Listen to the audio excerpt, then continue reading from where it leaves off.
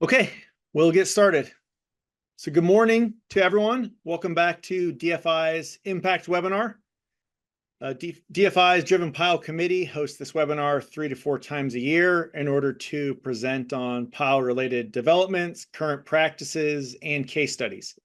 If you have a topic that you would be interested in receiving more information on, or even better, if you have a topic that you'd like to present on, please reach out. My name is Travis Coleman. I work for GRIL Engineers out of our Chicago office. So very quick housekeeping. You will automatically be muted during the presentation, or all attendees will be automatically muted. Please use the chat function within Zoom if you have any questions for the presenters. At the conclusion of both presentations, we will have time for Q&A. So today we've got two great presenters. We've got, first up, we have Gerry McShane from Service Steel Warehouse. He's going to talk about durability and design of sheet pile structures. And then Faramarz Rahiminia, hopefully I got that right, Faramarz, from Industrial Inspection and Analysis, is going to talk about welding and inspection requirements of steel piles. So with that, I'm going to turn it over to Gerry. Hi, good morning, everyone. And I just let you know I've changed the title of the talk a little bit. It's Durability, Design, Life, and Leading into the Negative Impact of Resistivity on the Driven Pile. And if you stay with the points that I make through the talk, and I have to ramp through them because we only have 30 minutes on this, it'll make the session on resistivity all that much clearer for you when we get there. So let me kick off then, and I think I've got control here. All right, so what is steel? We're talking about steel piling. So steel is produced from iron ore that's mined out of the earth, and it's processed into coarse-grained clumps that go into a blast furnace. And then we take coal from the earth also, and that's cleaned of its impurities in a coke furnace. And you want coal because that yields an almost pure form of carbon. So we mix the iron, the iron ore and the coal in a blast furnace, and we produce what's known as pig iron or sponge iron. And why don't we just use the iron? Well, we don't use the iron because the iron is very brittle. It's very high in carbon content. And we want a material that's malleable, that's easily formed, and something that we can use in our structures because it's versatile. So that's when we come to making steel. So steel is made through the BOS, the basic oxygen steelmaking process, where oxygen is blown through the steel, and that does a number of things for us. It lowers the carbon content, which is important. It allows the reduction of impurities such as silicon, phosphorus, and sulfur. It allows you to add in alloys such as manganese, nickel, chromium, and vanadium to improve the quality of the steel that you're working with. And it limits dissolved gases and takes out any impurities in the steel, and they're important. And out of that, you end up producing what's known as high-strength, low-alloy steel. That's the modern steel making that we have today. And high-strength, low-alloy steel are not made to any specific chemical composition, but they're made to specific mechanical properties, and alloys are added in to dial in the behavior of the steel that you need and the structures that you want. So it's very much tailored to the industry that the steel industry serves. This is the periodic table of elements from which everything in the known universe is made, including you and I. It's ordered by the atomic number. That's the number of protons. So up in the top left there, you have hydrogen, 1 proton, and down on the right, you have plutonium, 94 protons. On the left are the metals. On the right are the non-metals. The columns are known as groups, elements with similar behavior, and the rows are known as periods, hence the name, the periodic table. So iron is Fe, which is number 26 there, 26 protons, and that's what we base all our projects on, iron, making it into steel. So here we have A328, a very old mild steel specification. It's been around for years. I see it on many, many projects. And really, all A328 is, first of all, it's not a high-strength, low-alloy steel. It predates it. And all it is pig iron with the impurities of phosphor and sulfur reduced as much as possible. And then we come to a more sophisticated steel grade like A572 that everybody's aware of. And it has a variety of different elements. For example, it has carbon, manganese, phosphorus, sulfur, silicon, niobium, vanadium, titanium, and nitrogen. So why, out of all the alloys that we can choose, why those specific alloys are gone into A572 grade 50? Well, let's take a look. Carbon gives us the strength that we need. That's very, very important. But carbon also reduces impact and toughness. And if you have enough of it, it makes the steel sensitive to cracking. So modern steelmaking is all about reducing the carbon content and supplementing it with a lot of alloy additions. So manganese is a grain refiner, proves workability. It also segregates to form inclusions in the presence of sulfur, which we'll talk about a bit later. Sulfur is an unwanted residual that absolutely has to be controlled. Aluminum is a deoxidizer. It produces what's known as killed steel. In other words, when the steel is settling in the mold after it's been produced and it's molten hot, bubbles of oxygen will escape it. But by adding in aluminum, it takes out the oxygen and allows the steel to quietly settle, and it's called a kill steel because of that. It reduces the porosity of the steel, believe it or not. Silicon is a grain refiner and a deoxidizer. Niobium is a primary alloying agent in high-strength alloy steels. Copper is, believe it or not, an unwanted residual. It's completely insoluble in molten steel, and steelmakers have a great deal of trouble trying to control where copper content in steel actually goes. High quantities will lead to cracking, but it gives you atmospheric corrosion resistance at 0.25%. Phosphorus improves strength, but it leads to embrittlement if the concentration is high. And vanadium is a typical alloying agent for high-strength steel. So how does that steel of today compare with the steel of over 100 years ago? And for that, we're going to look at an example. This is the Titanic, which you'll all be familiar with. And the Titanic sank because it hit that particular iceberg. And it did so on the 14th of April in 1912 with 2,224 people on board. 1,514 lost their lives, and they lost their lives because there wasn't enough lifeboats. But Titanic was never designed to have enough lifeboats for every passenger. It was designed to have sufficient lifeboats to shuttle passengers to a waiting rescue vessel in case of distress. But what nobody realized, was aware of, that Titanic would actually sink in 2.5 hours.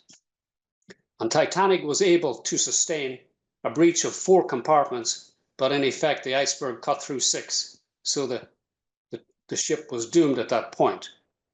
But it wasn't until 80 years later, in 1991, an expedition to the Titanic wreck, scientists were able to recover a piece of metal lying on the ocean floor about the size of a frisbee. And they got it into the laboratory and they did a Charpy test on it. So the Charpy test gives you a measure of the energy required to break a material under impact loading. It determines the material's toughness, whether it's ductile or whether it's brittle. Now, toughness is the ability of a material to deform plastically before it fractures. Ductility is the measure of that deformation as it plastically deforms before fracture. So toughness is measured through strength and ductility, and you absolutely want toughness in your steel.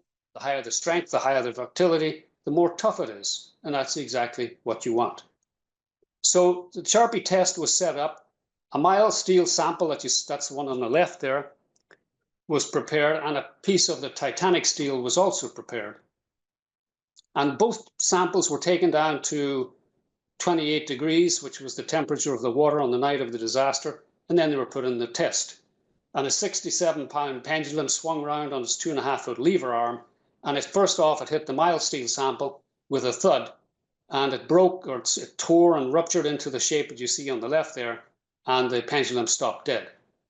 The Titanic sample, the pendulum swung down, hit the sample with a ping, the sample snapped in two, and the pendulum continued on its path. The sample broke into two pieces, sailed across the floor, and ultimately what that meant was that when Titanic struck the iceberg, the hull plates didn't deform, they fractured.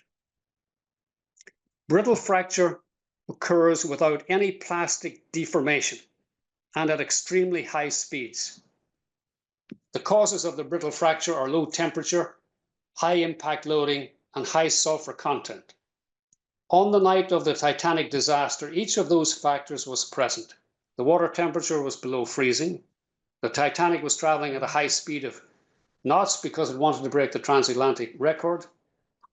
And the hull steel contained high levels of sulfur. On the left, there is the impact results from the Charpy test. You can see the high energy reading on the A36 steel. The Titanic steel has got both transverse and longitudinal readings, and that's because of the method of producing the steel, which was known as banding, which caused different properties in the transverse and longitudinal directions. This is a micrograph of the mild steel sample on the left. It shows relatively well-rounded grains. And on the right, you've got elongated ferrite and pearlite grains too. And the black circle thing is a manganese inclusion in the middle. That'll become very relevant in a second or two. So here are the results of the testing. And you can actually see high levels of phosphorus, high levels of sulfur, and high levels of oxygen. High oxygen content increases the ductile to brittle transition temperature of the steel. Now, most modern steels would have to be taken down to around about -76 Fahrenheit before they would go from a ductile to a brittle in a transition because of temperature. The Titanic steel was determined to be around 25 degrees to 35 degrees Fahrenheit for that ductile brittle transition to take place, which actually was the temperature of the water that night. High sulfur content increases the brittleness of the steel by disrupting the grain structure. It combines with the magnesium to form stringers of magnesium sulfide, and they're a real problem, as I'll show you right now. So on the left is the elongated ferrite and pearlite grains of the Titanic steel, and then blowing up a number of those manganese inclusions. And now you see this inclusion here on the right. And if you look closely, you'll see all these slip lines radiating away from the surface of the steel. Each one of these is a highway for crack propagation. The problem for Titanic was that the steel makers couldn't get the sulfur out. They just couldn't get it low enough. And combined with the high oxygen, the high phosphorus levels, and along with the low temperature, caused the steel to fracture like glass. Now, had the steel been more ductile and torn or ruptured like the mild steel sample did in the Charpy test, instead of fracturing, maybe the iceberg wouldn't have breached 6 compartments. It might have just reduced to 4. And then the vessel would have stayed afloat. And the lifeboat policy would have changed to what it was originally. But instead it didn't. The ship sank, and the lifeboat policy now, as you know, is one person, one lifeboat position. If you took the Titanic steel and made it into an H pile, and you put an impact hammer on it, and you drove it down in Miami in the middle of June, that pile would split in 2. If you took the same pile, put an impact hammer on it, and drove it in Chicago in the middle of January, the pile would shatter. So there's a significant difference between yesterday's steels and today's steels. And I hope that made that picture quite clear for you. So this is a modern Miller test report for a sheet pile, and it's in a grade 60. The yield strength of that steel is actually in the 70s, very consistently. But also, the elongation measure of ductility is 23%. Let me show you the relevance of that. If we call back now to our mild steel sample A328, it has a yield of 39 KSI and an elongation, which is taken on an 8-inch sample, of 17%. if you bring in A572, say a grade 60 steel, the elongation is 16%, which is actually good for a grade 60 steel. But that's the best the mills could do when A572 was introduced. A 60 grade 60 could only have an elongation maximum of 16%. Today's steel is 83% stronger than the mild steel A328, and it's got 35% better ductility than the mild steel too. Now you always think, well, mild steel, you know, it's very ductile, but it's not ductile at all. And when you think about the difference between these, it's absolutely staggering. You've got very high, in modern day steel, you've not only got high strength, you've got high ductility. And if you recall back, isn't that exactly how we determine toughness? You want high toughness, you want good toughness, high strength, high ductility, and you have it in spades in today's steels. Just going back for a second to our alloying contribution into the steel: manganese, grain refiner; niobium, grain refinement; vanadium, refining grains; molybdenum, grain refiner; chromium, grain refinement; and silicon serves as a grain refiner. And that's deliberate because the mills realized that you can increase strength in steel by refining the grain size. In fact, if you halve the grain size, you will increase the yield by 50%, just like that. And that's the reason why today's steels are high in the 70s yield strengths, yet they have superb ductility, because you've reduced the carbon, which is the cause of brittleness, and you've supplemented it with high strength alloy content. And the mix now reduces the grain size, and there you go. Also, you have niobium deoxidizer, molybdenum corrosion inhibitor, chromium corrosion inhibitor, silicon deoxidizer. All of these contribute to a far better durability, far better corrosion resistance in today's steels than the steels of yesterday. In fact, of the steels of 30 years ago, not going back all that far at all. So that brings me to the fundamental question then. What is corrosion? What causes it? Normally I would ask the question and we'd have a discussion on where it gets us to, but we have no time, so I'm going to take you right there. For steel to corrode, you need two dissimilar metals, you need an electrolyte, and you need a path between the dissimilar metals, and then you can have the electrochemical process begin. So if we are driving a single steel pile, where are the two dissimilar metals? Well, let's take a look back at our grain structure, ferrite and pearlite.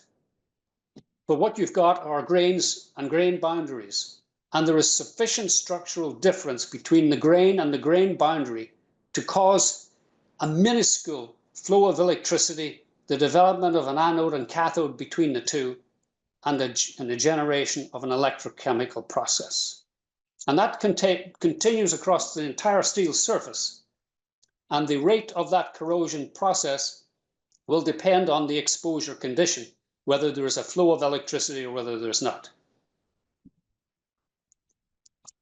What do you get when you combine a volatile compound, sodium, with a poisonous gas, chlorine? Very easy question. Well, you get salt. And what do you get when you combine a highly flammable gas, hydrogen, with an equally flammable gas, oxygen? That's another easy one, right? But it's ironic because you get the world's best fire extinguisher. How ironic is that? Highly flammable gas to the best fire extinguisher right there. And when you combine the salt and our water, you get seawater, which gives us the electrolyte, which is the second part of that electrochemical process equation we looked at. So this is actually what's happening. At the anode, iron is going into solution and 4 electrons are given off. The electrons migrate through the electrolyte, to the cathode, where they mix with the oxygen and they form oxygen ions. The oxygen ions then mix with the water and they form the all-important negatively charged hydroxyl ions. If there's anything you remember out of this series of equations here, it's that negatively charged hydroxyl ions are the beginning of the corrosion process. The hydroxyl ions migrate back through to the anode, through the steel itself. They mix with the iron that was given off in solution, and they form ferrous hydroxide. Ferrous hydroxide is the yellowing steel that you see on brand new steel delivered to site and it's exposed for a few days. If you leave it long enough, it will continue to hydrate until it forms hydrated ferric oxide, which is the red rust you all know and love so well. So just remember the hydroxyl ions. Now let's look at the causes of corrosion and we'll assess their individual significance. Water chemistry. What you have here is the resistivity for fresh water and for seawater. 1,000 to 4,700 ohm centimeters to 23 ohm centimeters. Water chemistry matters a great deal. Corrosion is an electrochemical process, and the total ion concentration, which is the total salts in the water, determines its resistance to the flow of electricity, and therefore that affects the rate of corrosion. Seawater is more corrosive than fresh water because it has less resistance to the flow of current. Temperature. Typically, when temperature goes up, corrosion increases. But as you increase the temperature of water, the dissolved oxygen in the water starts to bubble to the surface and starts to escape. So you're losing oxygen, which is a key factor in the corrosion process. So temperature is kind of not a great factor at all, because as the temperature goes up, the oxygen goes down and it kind of equals itself out. Dissolved oxygen content. Well, oxygen is something that directly affects the corrosion rate. Dissolved oxygen is critical in the formation of those negatively charged hydroxyl ions that you just saw, and that completes the corrosion cell. Dissolved chlorides, same thing. Chlorides affect the corrosion cycle because they stop the settlement of a passivating film. When material leaves the anode, it goes and settles itself on the cathode. Well, the chloride ions, because of their negativity, stop that settlement taking place, and you don't have the corrosion process. You don't have the protection from the passivating film that would otherwise occur. Straight current corrosion, DC only. DC current will try to leave steel at the easiest point that it can find, and then it will leave in a flash, and it will cause great pitting at that point. AC doesn't contribute to corrosion of buried structures. It's only DC current. Sewage discharge, a concern if the water chemistry changes. You might have sulfate reducing bacteria, localized attack on the steel. We see that on some ports around the country. Then you have a variety of other factors. Ballast discharge. Well, let me ask you, does the metallurgy of steel affect the corrosion rate? Yes or no? You should have that answer by now from what we've just covered. Water electrolysis from power, not significant. Changes at the port, not clear. Microbiologically induced, not clear also. But with all these factors that contribute to the corrosion of steel, wouldn't we just be far better off constructing in concrete? Well, if you think concrete lasts forever, think again. You design concrete by designing the mix to make the concrete dense, and you control the water cement ratio to reduce its porosity. Carbon dioxide in the atmosphere will work its way through the pores, and it will change the cement-bearing faces of the cement paste to calcium carbonate. Now, calcium carbonate in concrete changes the pH of the concrete, and it changes it from a high 13 or 14 down to around 6 or 7, and the steel starts to react to that. The steel was passive in there, but now it's active. It starts to corrode, and it starts to eventually cause the concrete to spall.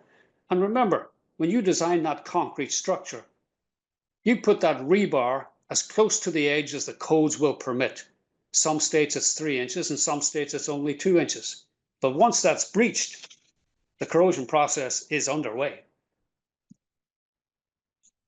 That structure on the right is just a very old structure, past its design life by a mile, but still standing. And this structure here on the left, this pile is held up by this white rope. So it's perfectly acceptable Nothing wrong with that at all, correct? This is a very old structure. This one has been impacted by some vessel at this point here, so it requires repair. So a contractor will go down there and he will patch the spoiled concrete with new concrete, and that's really just setting off another corrosion cell. So the problem is he will clean the concrete as best as he can. He'll clean it to what he can see, but he cannot see the chloride contaminated concrete that's embedded into the pores of the concrete. So strong macro electrochemical cells are established near the interface between the old chloride contaminated concrete and the freshly new concrete-free concrete. The distance between them is so short, you get a large differential and you get strong current and you get strong corrosion taking place. So that repair is going to need repair in another year or two, and the concrete is going to get the contractor is going to get the blame for it. It's not his fault at all. This is the carbonation of concrete process. Chlorides or carbon dioxide will work its way through the pores, because concrete is porous regardless of what you do, and it will get to the rebar, and once that begins, then the corrosion process has begun. You can't see it from the outside, you can see it from the inside only. And then it'll eventually spoil the concrete, and that's when you know your structure is over. So these are the steps that we can take to control corrosion. We start with sacrificial thickness, high-grade steel, coatings, marine-grade steel, cathodic protection. Let's take a look. These are the rates from the Eurocode for loss of thickness per year for atmospheric splash, intertidal, low water, permanent immersion, and underground corrosion rates. If I drop a sheet pile structure in there, now you can see them and how they act. The low water is particularly corrosive, and it's corrosive because you have low water with no circulation and low oxygen. You have an intertidal area that's oxygen rich. You get a cell developing where the anode becomes the low water, and you have an intense period of corrosion acting on the wall at that point. The splash zone is very corrosive because you've got high oxygen and high splashing and high salts content going onto the steel at any given point. Higher grade steels. A328, if you design to it and use a grade 60 steel, you have 54% more durability for free. If you go from a grade 50 design, but you use grade 65 steel, you have 30% more durability for free. Grade 65 doesn't cost a fraction more than grade 50 these days. Coating systems. Typical coating will give you 10 to 15 years at best, and so variable depending on the guy who's applying the coating. Marine grade steels, A690's been around for a long time, but A690 was only ever compared to our old pal, the sponge iron of A328. So not surprising it did well. The code states that it will give you double life expectancy in the splash zone and the splash zone only. It would have been much better for a comparison between A690 and A572. And then if you had grade 65 in there, well, that'd have been even better comparison. 30% more durability to start with. Cathodic protection. Well, electricity is the cause of corrosion, so electricity can be used to stop corrosion taking place. So cathodic protection is simply applying electric current of sufficient magnitude to polarize the anode up to the level of the cathode system. In other words, you take out any of the differential and you make the entire system a cathode of a receiver of current, or a receiver rather than a distributor of metal. So let's look at the options that we can do. Cathodic protection doesn't really work in the splash zone where you need it because it has to be within the electrolyte. A690 is not an effective material for the continuous submerged zone. Coating is effective but very limited life. So you could use an A690 with either cathodic protection or coating systems, but the lower part of your wall then is not as good as the top part. Coating, 10 to 15 years life at best, but perhaps the best option would be a grade 65, using that 30% gain in durability, and maybe with a coating to push it up to around 60% of protection. That's probably the best bang for the buck. Let's look at an example. You have a requirement to produce a section modulus of 90 inches cubed per foot with a 50-year design life in a grade 50 steel. So let's take one big sheet pile that we can find with a section modulus of 93 inches cubed per foot. It has a corroded section properties of 67 inches. That's not enough. It's not this. We want it to be 90 inches after 50 years design life. So we change our system and we go to a 40-inch 625 pipe with a sheet pile wall. It gives us a corroded sheet pile property of 86. It's not quite there. So let's change the pipe thickness, and we'll go to a 750 wall. The corroded sheet pile properties are now 106. Yes, that meets our requirement exactly. The weight has gone up by 16%. So let's look at it a different way. Instead of increasing the thickness, let's increase the diameter of the pipe. So we go to a 46 625 wall. Corroded section properties are again good enough, and the weight has only gone up 3.5%. So basically speaking, it's much more cost effective and just the same result to increase the diameter instead of normally increasing the thickness, which is the natural thing that you tend to think of. I need a thicker pile. You don't necessarily do so, and you've saved 10% in weight saving over going with a thicker pile in that case. Another way we can look at this is use a higher strength steel. So let's go to a grade 60, and now we look at the moment capacity of the wall. Moment capacity is 350 kip foot per foot for 50 years. We use our 42 625 wall. The corroded sheet pile properties are more than sufficient to take this on. So here we have a solution, and all we've done is just gone to a grade 60, which today costs you nothing more than grade 50. And we have a system that gives us considerable savings over the alternatives that we looked at. And really, there's no need for coatings or special steel grades, the variability of coatings in terms of getting a real good value proposition here. Let me change tack a little bit. We've gone to the railroad authorities and asked them, could we use sheet piles to form your bridges and abutments and sidewalls because it's such a fast form of construction? And they say, well, we'd like to use that, but you know, steel has a variable maintenance cost in it, and we don't have a budget for that. Well, how wonderful is it to be able to go to that steel structure at any time in its life and take a measurement and know what corrosion you've got and what design life you've got left? Try doing that with concrete. But we have looked at, for example, pipe piling to replace round column precast concrete piers. And what jumped out at us was the fact that this total steel in the tubular steel pier was less than the total steel rebar in the concrete pier.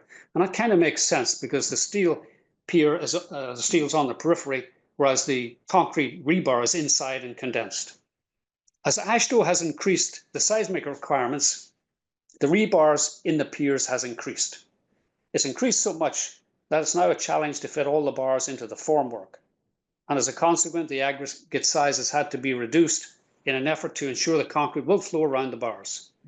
In effect, the rebar is resisting the seismic forces. The concrete is the glue holding the structure together. Structurally, it's complex. But once that rebar is embedded in the concrete, it can no longer be inspected or maintained. Once the corrosion process has begun, the cement paste is holding it there like a huge sponge, a sponge of corrosion wrapping itself round the steel. And it's completely ignored by inspectors who will come along with their hammer and go dink, dink, dink, dink, looking for hollow sounds. He's saying it signs it off as being good when it's anything but. It only becomes apparent when the structure is at the verge of failure, like you see here. How do you monitor the degree of carbonation that's developing or the attack of chlorides over time? You can't, so you don't. It's not that concrete doesn't need to be maintained. It does. It's just that it can't be, so it isn't. And it's only apparent when you get to a failure point like this. So please don't tell me that steel has a maintenance cost when concrete has an equally same maintenance cost, but it's just ignored because you don't know how to deal with it any other way. Okay. Now, that will take us to resistivity, pH, and contaminated soils. So ASTM G57, AASHTO 288, 289, and IEE 80 standards give you the procedures for doing a measurement of soil resistivity. Resistivity is believed the cause of corrosion of buried structures and has become a criteria for establishing steel corrosion measures. No, it hasn't. That's not right. Resistivity is no more than an indicator of the possibility of corrosion taking place. That's all it is. If you recall back at our causes of corrosion, we have resistivity for fresh water and for seawater. Just keep those figures in mind there, because these are the tables that I see all the time for resistivity. Seawater, clays, clay and sand mix, 10,000, and the consequence of what those values mean on the right. So what it means is that I can see sands and clays vary from moderately corrosive to corrosive, and fresh water also moderately corrosive to corrosive. And I can tell you, fresh water is not corrosive at all, unless it's got salts in it. And all resistivity is a measurement of the amount of salts, whether that's carbonates, bicarbonates, sulfates, or chlorides in the water. That's all it is, whether it's in soils or not. Fresh water, going by the Eurocode norms, 0.15 millimeter per year of loss of thickness over a 5-year period. I can do a calculation for a 9.5 millimeter pile. It gives me 316 years of life. That's not corrosive at all. Structure isn't going to last a third of that. So figures like these, figures like these on the right put the fear of God into engineers and lead to really excessive specifications to take out because of resistivity. But let me also point out, the standards only highlight aerated or disturbed soils. Specifications dictate when resistivity is low, soils are very corrosive. Maximum protection on the steel piling is required, and that's what engineers do.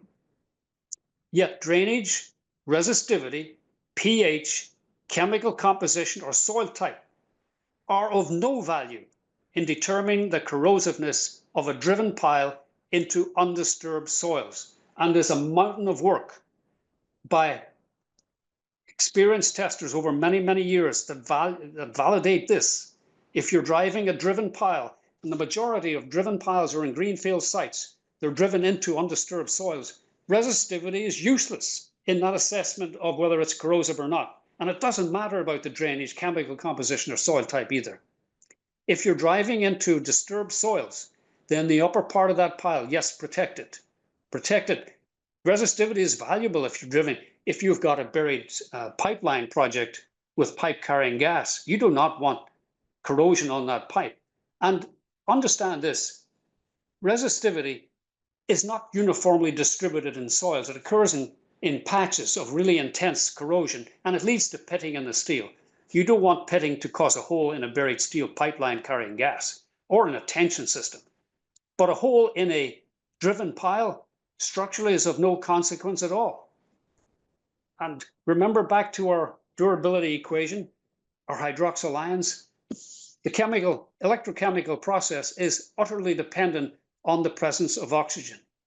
And when you drive a driven pile into soil, that oxygen is quickly consumed in undisturbed soils, and the corrosion process pulls to a stop. We do not want, this specification is so incorrect to me, but Caltrans has got the best specification I've come across. And if you look at the bottom there, the splice zone and the immerse zones, the corrosion rates are high because they want to protect the steels.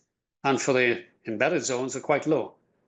But Caltrans is very pragmatic. They say that anything over 1500 ohm centimeters is non-corrosive. And they only use two terms, corrosive and non-corrosive. That doesn't put the fear of God in engineers. It gives them a rational understanding. So look at that, 1500 ohms, you'd be dealing with highly corrosive or extremely corrosive. No, that's not what an engineer needs to see. He needs to see something rational. So I hope that's been some help to you. Thanks very much. I know I've gone way over time, but sorry, Travis. No, not at all. Thanks so much, Gerry. That was really, really informative. I think I misspoke. You can put your questions in the Q&A tab, not the chat tab. So please keep passing those on, and we'll have some questions for Gerry after Faramarz, who is up next. Oh, perfect. Yes, I There was you go. trying to unmute myself. Yes, thanks, Gerry. That was amazing presentation. That microscopic photo of sulfur with all those highway cracks, as you described, was just amazing for me and all other information. Okay, so now let's talk about welding and inspection requirements of steel pile splices. Let's quickly talk about the design concept behind the steel piles first. In a short sentence, piles are used to transfer the load from the structure to deeper layer of the ground. Why do we want to go deeper? Maybe the upper layer is loose and does not have enough, strength. And if we want to rely on that loose soil, we have to make a very big foundation, which will not be economical. So we hammer the steel pile into the ground and take advantage of getting help from deeper layers of the ground. There are two mechanisms that help with the resistance of a pile.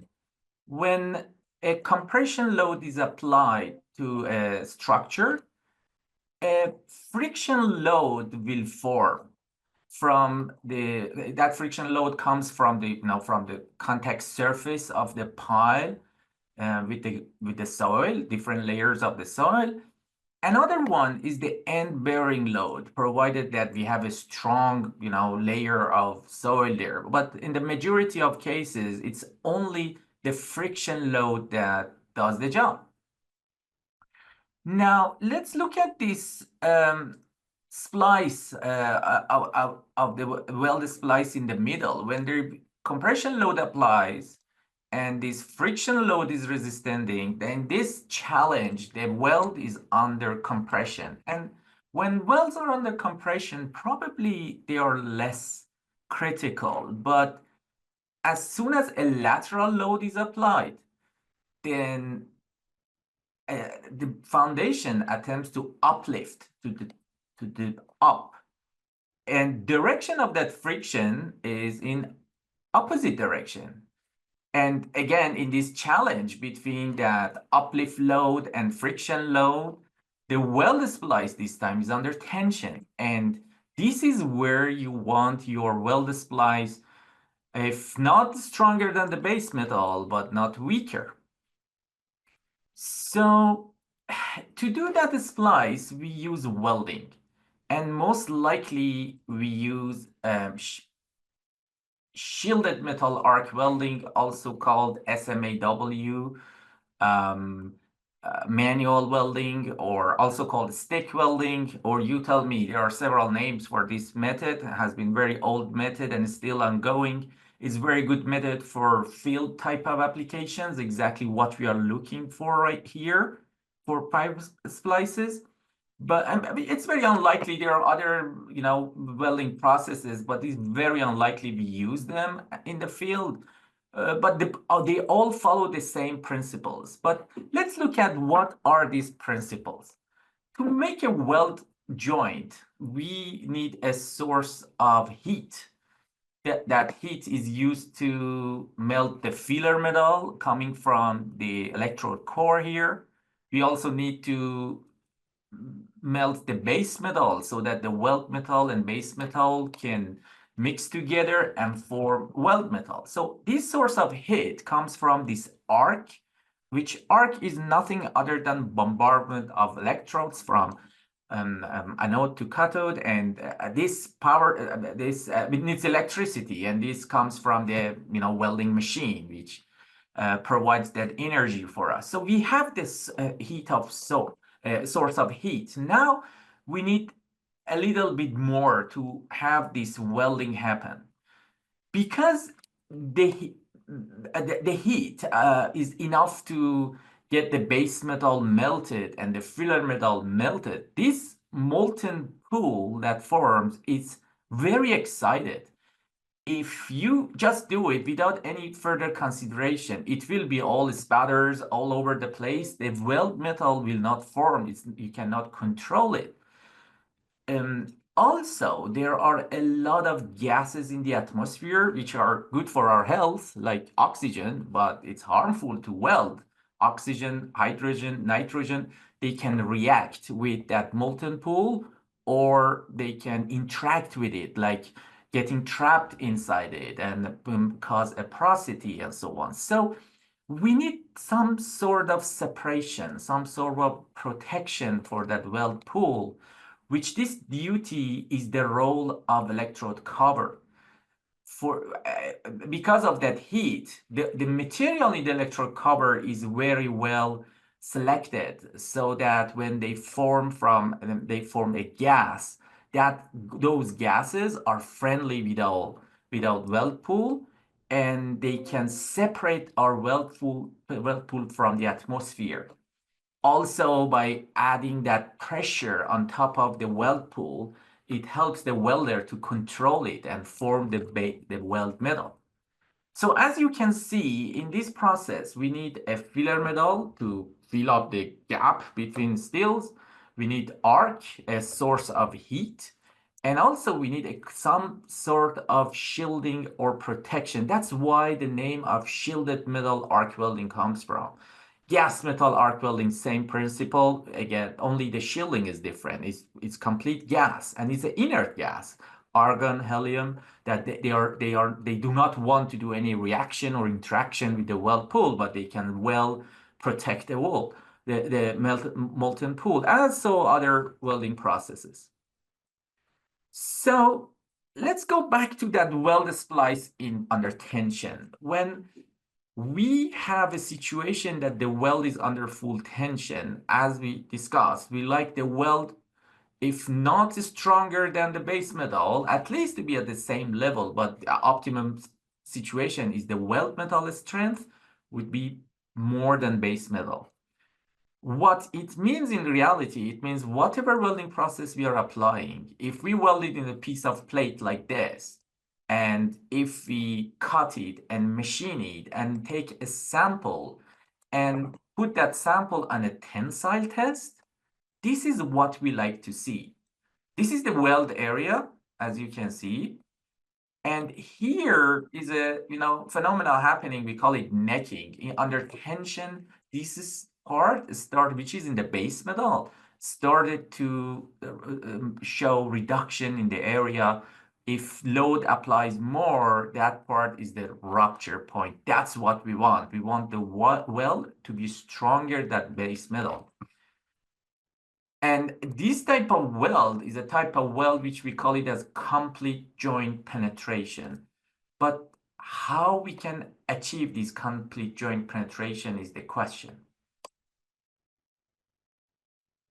First of all, we need edge preparation. Depending on thickness of the steel, there are several methods of edge preparation that we can do. There are some considerations regarding if we have access to the both side of the weld. For example, this single V groove is good for where we have minimal welding access, or we would like to have welding from the backside. Or sometimes when the thickness goes up, if we want to use still single weld, then it may cause a lot of deformation, because it's good to balance the heat and weld shrinkage along the central axis of the piece.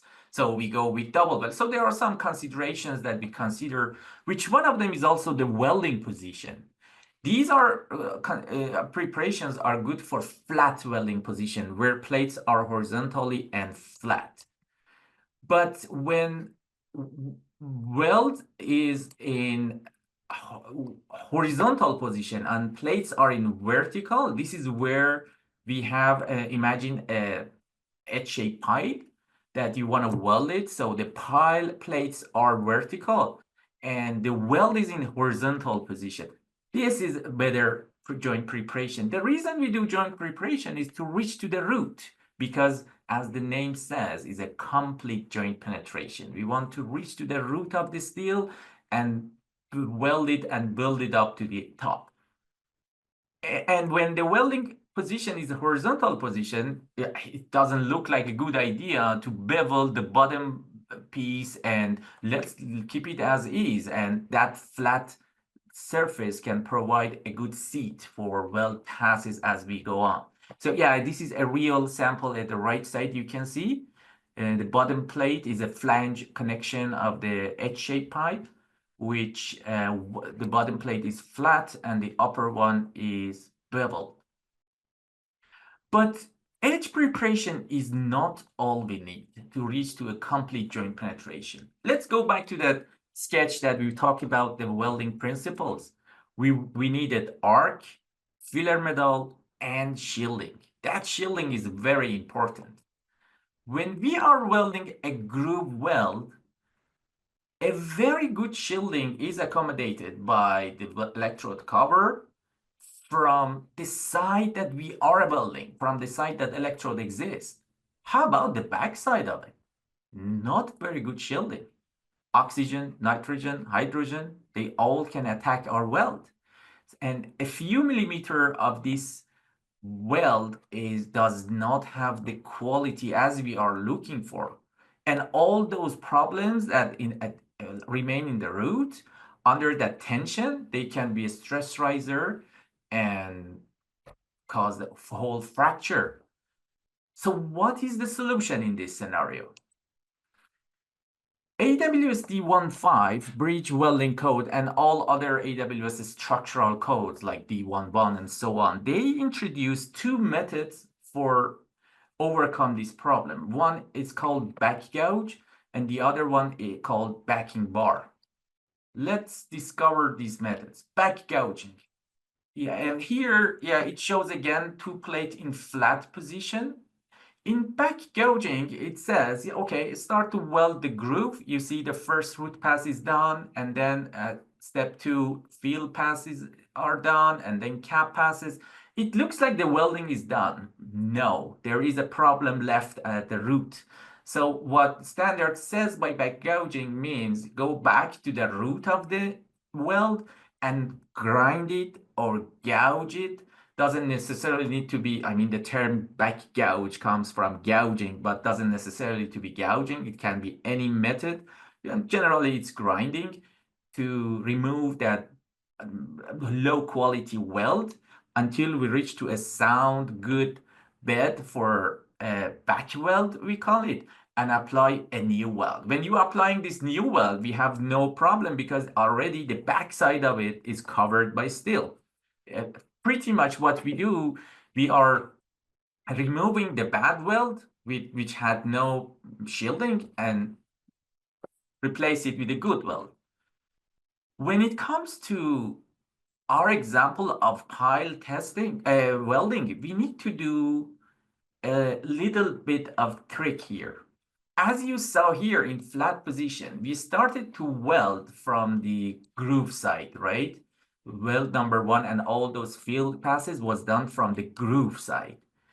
But if we do that in a steel pile, when we want to go and do back gouging, we have a little bit of limitation for grinding or gouging because of existence of the web from the back.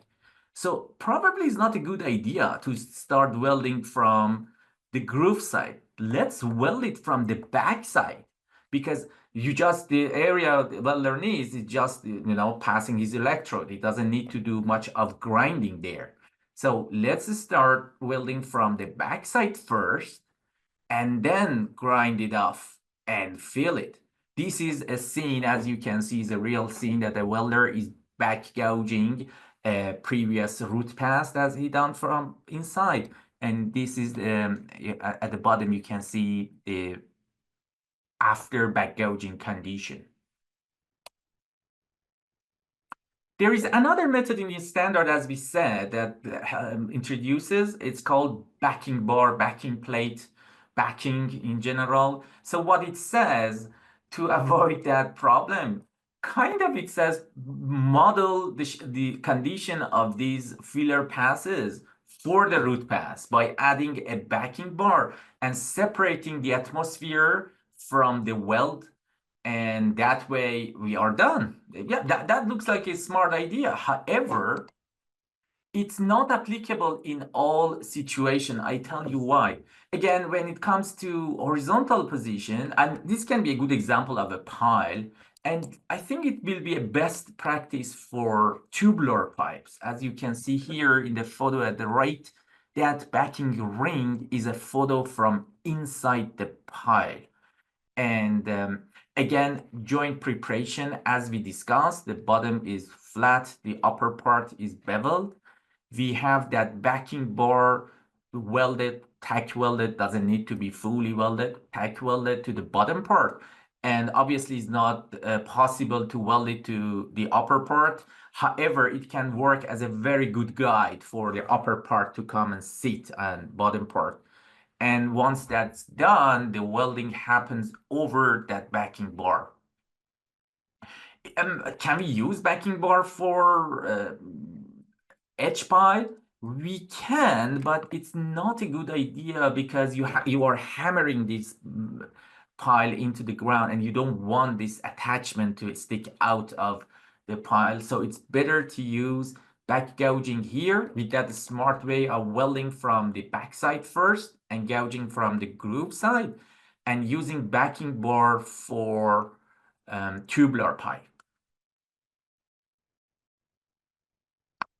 So let's see what is happening in action.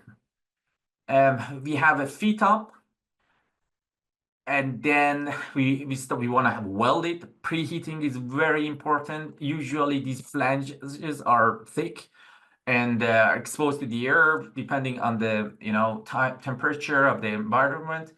Preheating always is a good thing, even if the environment is good. Again, preheating is good to get rid of all moistures or impurities on the surface. It prepares the steel for welding. There are a lot of advantages to avoid hydrogen embrittlement and so on. So preheat is very important. Welders start to weld from the backside of this can be a good representative of welding the flange. We do the same process for the web as well. And back gouging from the groove side, a visual inspection to make sure all those problems of the root pass is gone. This visual inspection can be done by the welder. Again, don't forget preheating if you wanna, because there might be a time and again still it's get cold.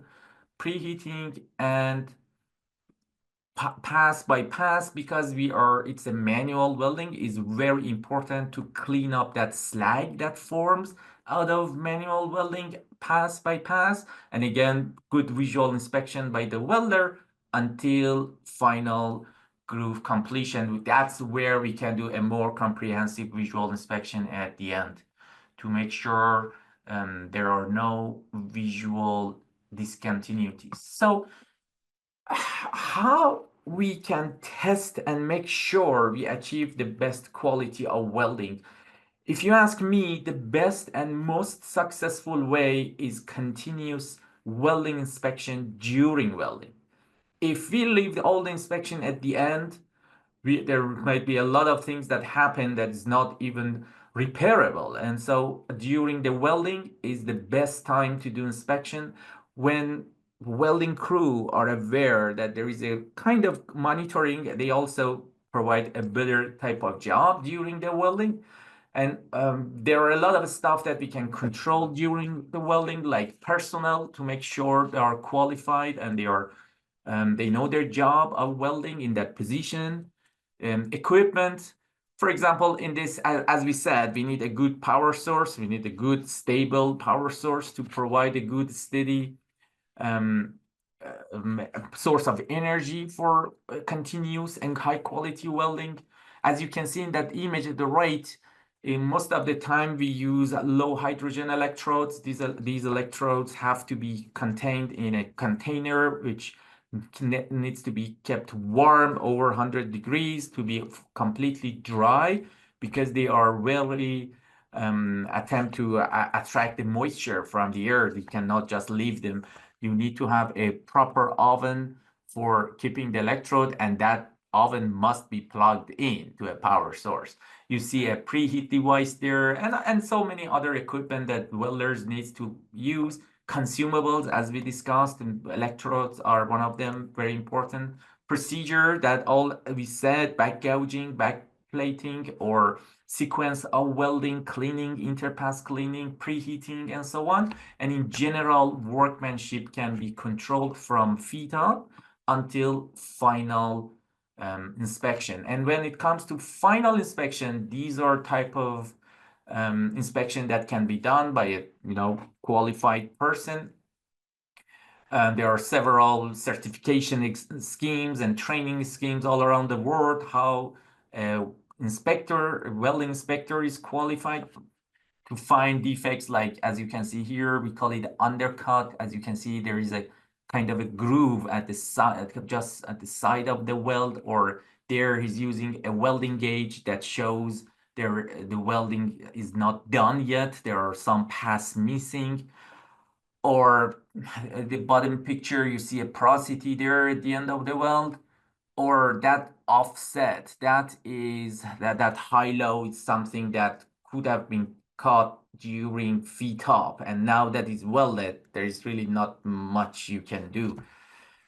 But the question is, how much inspection should be done? It's really not written in any, as I search, in any steel pile related standard. It's more of I mean, you can find it by law at any area that you are working with. But as a rule of thumb, I would say if piles are under compression only, it's good to at least do some sort of inspection. I called it 30%. But if piles are under tension, it's really recommended to get the piles inspected 100%. Visual inspection is the cheapest type of inspection that we can do. And these are percentages for final welding. As I said, the best method has a couple of visits as a minimum during the welding, so that the welding, everything, we make sure the process is well in line to produce a high quality weld. So as you know, visual inspection can only see what is visual, the surface of the weld. How we can, as you remember, we call it complete joint penetration. There still might be lack of fusion, lack of penetration, slag inclusion, so many other defects. Cracks may form during the welding, and visual inspection alone cannot do the task. There are other NDT methods, non-destructive methods, like magnetic particle testing or penetrant testing, but those are also only limited to surface defects. In order to see what is inside the weld, we have to use ultrasonic testing. If you look at these diagrams at the bottom, as you can see at the very bottom, it shows a probe, and that red line is the line that it sends a beam of sound, ultrasound, in an angle. If there is no problem with the weld, as you can see in the left one, there is no indication on that the screen forms, because that ultrasound just travels inside the steel with no disturb, and nothing comes back to the machine to sense. But if you look at the right side, if there is a defect inside the weld and it can reflect this ultrasound that was sent by the ultrasound probe, and that probe can detect it back, which is displayed like an echo on the screen. That tells the inspector that, okay, there is a discontinuity inside the weld, and with his skill and knowledge, he can even say what type of discontinuity it is. These are a conventional UT. There are phased array UTs that gives us a very better image of what's going on inside the weld. Again, even welds are under compression, maybe just 10% would be enough. If you find defects, you can increase. But if piles are under tension, I highly recommend go with 50%. Start with 50%. If you got good results, you can reduce it to 10%. If things went back, usually there is a rule of thumb that if we found one defect in one pile, we test 2 more piles to make sure there is no defect on them. And as we go, we increase or decrease the rate of inspection. I work for a company called Industrial Inspection and Analysis based in the US. They have several presence all around North America, including Canada. I am responsible for their Canadian operation. You have our contact number and information. If I could be of any help, just give me a shout. That was it. Thanks so much, Faramarz. A couple of us are trading some text, and we're all agreeing this is a lot of information on welds that we should have had and didn't really necessarily know previous to this. So thanks so much. If you have some more questions, please use this Q&A format, and I have a few to pass on here. Gerry, so have the modulus and density properties of steel changed over the last 30 years? No, they haven't actually. Not? No, Okay. the steel modulus is just the same, and the density is still the same. It's Okay. just a composition. Okay. What's the difference in corrosion protection between galvanizing and epoxy coating? And what are your recommendations?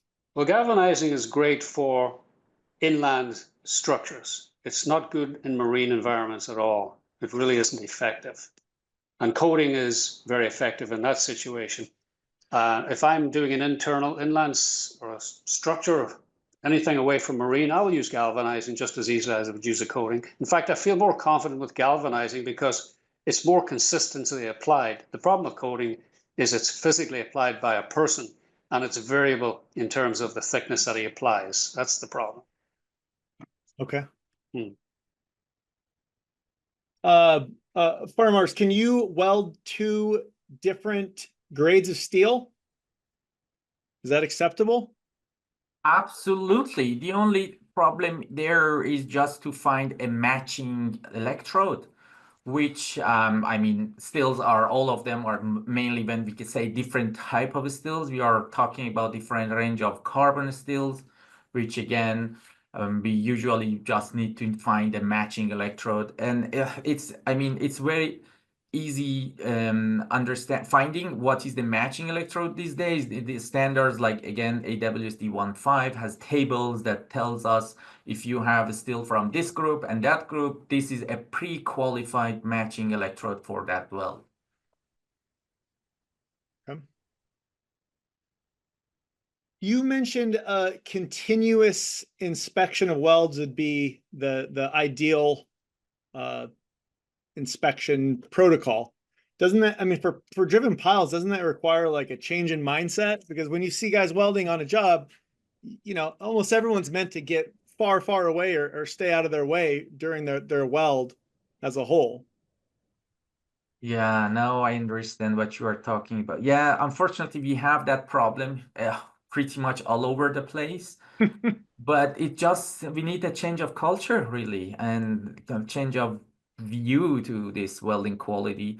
What we do, I mean, and when I say continuous welding, I don't mean that, you know, in a 3 months of welding, we have to have inspectors 3 months there and spending nonsense money just for them. Probably by that, I meant interval visits. Maybe for the entire that 3 months, maybe 2-3 visits at max what I would call it continuous monitoring. The sense that somebody is there to look over stuff, and to be honest, the best, maybe even better practice is for contractors to assign a more experienced welder as a welding supervisor, and that the quality control happens inside the organization, inside the contractor. It doesn't need to necessarily be a third party to go over and you pay somebody else to take over. But the understanding of quality and reaching it, that's the culture that needs to be really established. Okay. Sort of a related question. I hear a lot of on a lot of project sites, they say, you know, we need a certified welder. And what does that generally mean? Is that some certification from an AWS course, or is it a DOT entity that provides that certification? Yeah, I mean, it depends on where you are located. For example, in Canada, there is a CWB, Canadian Welding Bureau, responsible for certifying all welders, I mean, nationwide.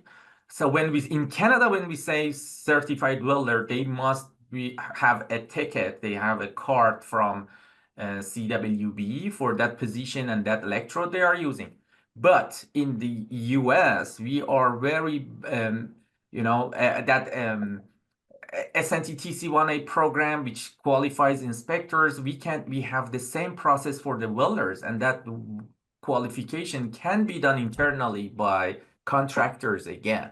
It just needs to be documented. And again, this type of welding, because it's a CJP, complete joint penetration, it needs a proper documentation. What I mean, contractors do, they just model whatever is going to be done at site on a piece of plate and get it welded and tested and documented. Now you have a certified welder. Doesn't need to be a governmental organization. Okay. Thank you. Gerry, can you speak to the advantages of steel to concrete with consideration of EDP, GWP sustainability? That's quite a loaded question. No, I can't really address that. It's way too much for a topic like this. I'm sorry. Answer on that. Okay. What? Another question. This is something I don't know anything about. Corten or weathering steels comparison?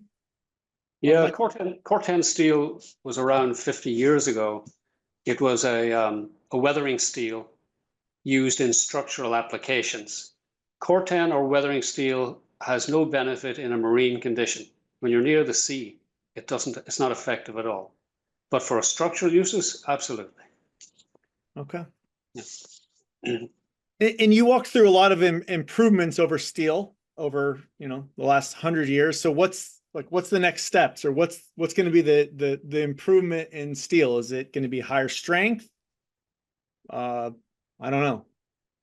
This is beyond what we see. Where we are. Well, where we are today is, I think the next great step in advancement would be to produce an all corrosion resistant steel for marine application, which is the most corrosive environment that you face. The problem has always been that we can make a totally corrosion resistant steel right now. The problem is the steel becomes so hard because the alloys that you need to put into it really stiffen the steel up that it's very difficult to actually roll it into a pile or a sheet pile without getting cracking all over the place. So that's where the industry is working on in terms of metallurgy to develop a more corrosion resistant steel all around. So that'll be the next step. Okay. Faramarz, you showed preheating two separate times during that one weld, right? They had preheating a second time. And that's something I don't know that I've ever seen done, or the second round of preheating. What is the target for that preheating? Are you trying to bring the weld area to a specific temperature? Yes, each time I agree. If you do a preheating and then you start to welding all over to complete all the groove, you don't need to do preheating again. But anytime you have an interruption in the welding and the still goes back to sometimes because there are so many passes, it's not done on a shift finishes, we go back tomorrow morning, we need to do preheating. That was more of anytime we have interruption in welding, it's good to, when we want to attempt to re-weld, it's good to do preheating again. And by preheating, we are not looking for, 400, 300 degrees. It's just, most of the time, if the weather is good and temperature of steel is not less than, 10 degrees centigrade. Sorry, I speak centigrade. Then about 50, 65 degrees, usually they say, needs to be preheated. But if the thickness goes very high, that temperature can go up to over 100, but it's very rare in, general pile sizes. So something in the vicinity of 60, 70 degrees is the target we want to reach before doing any welding. Okay, thank you. All right, there's a sort of a long question here for you, Gerry. I'm just going to read it just straightforward. We're taught nothing is free. How does steel become stronger from say 50 to 65 KSI and help with corrosion, but it doesn't have additional costs. There's no trade-off. Are there any reasons not to use the higher strength? Well, that's a good question. So the development of getting to higher yield steels by metallurgy was a great step forward. And the cost of steel is very, very competitive in the industry that we're currently in. And grade 60 is the new grade 50. It's just become that, you know, so it's like the market was, well, 30 years ago, no structural engineer would use a grade 50 steel without checking the carbon equivalent to make sure the carbon content wasn't so high that welding would lead to hydrogen embrittlement in the weld zone, in the heat affected zone. And now that's not necessary at all because of the high ductility of the steels. So the steels have improved and the grades have gone higher, and the market has just supplemented higher grades at the same price as the older, lower grades. Now, you know, you could buy grade 60 steel today at the price of A328 20 years ago. So that's fantastic value. Can you even get the lower grade, lower strength steels? But why would you ever ask for A328? And I see it in the specifications, but why on earth would an engineer want such a poor performing material? The steel mills will make it for you, sure. It's easy for them. But why on earth? I just thought they wouldn't make, I just thought it wouldn't even be available even if you tried to get it. That's what I was asking. Yeah, no, sure. Faramarz, a question on what is oh my goodness, I just lost it. Oh, I think it's been removed. What about welding the high strength oil casing? Is there any special considerations for that high strength material? No, no, just the only thing is just again the matching filler metal. We have to use the right grade of filler metal. That's it.